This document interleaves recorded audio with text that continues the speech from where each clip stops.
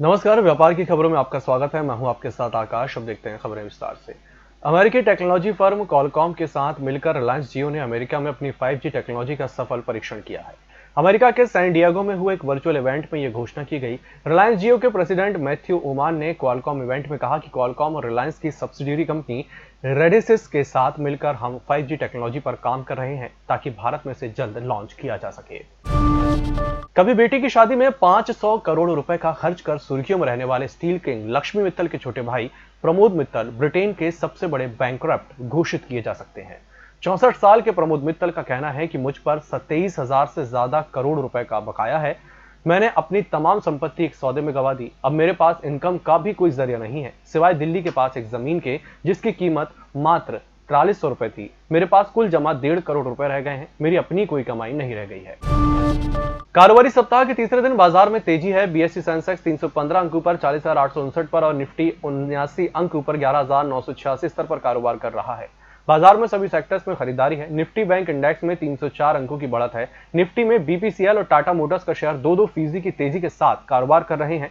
इसके अलावा इंडसइंड बैंक और एचडीएफसी में भी 1-1% की बढ़त है, जबकि नेस्ले इंडिया और एचसीएल टेक के शेयरों में हल्की गिरावट है। सुबह बीएसई सेंसेक्स 222 अंकों पर 40,767 पर और निफ्टी 61 अंकों पर 11,958 पर खुला। सरकार ने नकदी से संपन्न सरकारी कंपनियों से इस साल डिविडेंड देने को कहा है। कोरोना संकट के दौरान सरकार ने मंशा जताई है कि पीएसयू कंपनियां अपने शेयरधारकों को उच्चतम लाभांश दें। इससे सरकार को भी फायदा होगा। आधिकारिक सूत्रों ने कहा कि सरकारी कंपनियों का स्टॉक प्राइस बुक वैल्यू से अधिक है और कैश की भी मात्रा पर्याप्त है। इसलिए सरकारी कंपनियों को अपने शेयर धारकों को वित्त वर्ष 2021 में हाई डिविडेंड देने को कहा जाएगा, क्योंकि केंद्र सरकार सार्वजनिक क्षेत्र की कंपनियों में बड़ी हिस्सेदारी रखती है। इसी के साथ बुलेटिन वक्त चला एक छोटी सी ब्रेक का, जल्द हाजिर होंगे। होटल गौरीश्री भोपाल शहर के बीचों बीच स्थित ठहरने की सर्व सुविधा युक्त जगह है।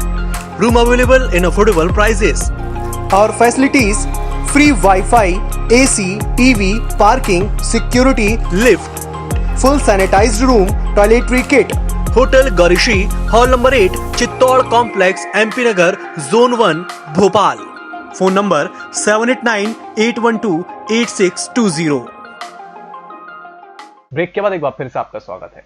कोरोना संकट के बीच फाउंडर्स द्वारा संचालित टेक्नोलॉजी कंपनियों ने इस साल अपने अधिकारियों द्वारा संचालित कंपनियों के मुकाबले बेहतर प्रदर्शन किया है। इन प्रमुख टेक कंपनियों ने मैनेजर और अन्य अधिकारियों द्वारा संचालित कंपनियों को पीछे छोड़ने के अलावा निवेशकों को भी शानदार रिटर्न दिया है। साथ ही साथ कंपनी के फाउंडर्स की भी रकम अरबों डॉलर बढ़ी है। इस लिस्ट में अमेजॉन के जेफ बेजोस, नेटफ्लिक्स के रीड हैस्टिंग्स और टेस्ला के एलन मस्क शामिल हैं। इक्विटास स्मॉल फाइनेंस बैंक का आईपीओ कल से खुल गया है। पहले दिन ये 22% भरा। आईपीओ के तहत कंपनी ने 280 करोड़ रुपए जुटाने का लक्ष्य रखा है। इस ऑफर के तहत कंपनी ने 11.58 करोड़ इक्विटी शेयर जारी किए हैं। आईपीओ पहले ही दिन 2.16 करोड़ इक्विटी शेयर के लिए बोली लग चुकी है। यह आईपीओ 22 अक्टूबर को बंद हो जाएगा। Equitas small finance bank Equitas holdings की सब्सिडियरी है। जल्द ही देश में लोकल कंपनियां, खासकर नई कंपनियों को रोड प्रोजेक्ट में भाग लेने में आसानी हो सकती है। ऐसा इसलिए क्योंकि सरकार आत्मनिर्भर भारत अभियान के तहत रोड प्रोजेक्ट के नियमों में ढील देने की तैयारी कर रही है। इससे इन कंपनियों को रोड प्रोजेक्ट में हिस्सा लेने में आसानी हो जाएगी। जानकारी के मुताबिक इन पूरे नियम में जो सबसे बड़ा बदलाव होने वाला है उसमें योग्यता के नियम है। ये नियम इंजीनियरिंग, प्रोक्योरमेंट एंड कंस्ट्रक्शन के लिए आसान किए जाएंगे। इसमें फाइनेंशियल और टेक्निकल की क्राइटेरिया भी आसान की जाएगी।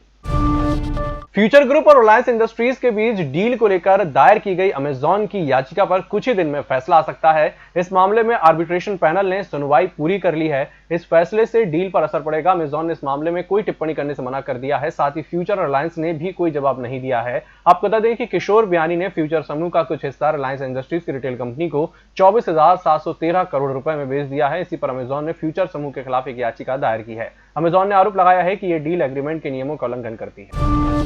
एचयूएल के सीएमडी संजीव मेहता ने कहा कि महामारी के इस कठिन दौर में भी कंपनी ने मुनाफा कमाया है। उन्होंने कहा कि दूसरी तिमाही में शहरी इलाकों में, खासकर मेट्रोपॉलिटन शहरों में मांग में दबाव दिखा है, जबकि ग्रामीण इलाकों में स्थिति ठीक रही। कंपनी ने कहा कि ऑपरेशंस और सर्विसेज भी कोरोना पूर्व के स्तर पर लौट आई है। डिमांड रिकवरी को लेकर भी हमें सुधार की उम्मीद है। कंपनी के बोर्ड ने 14 रुपए प्रति शेयर अंतरिम डिविडेंड देने की भी घोषणा की है।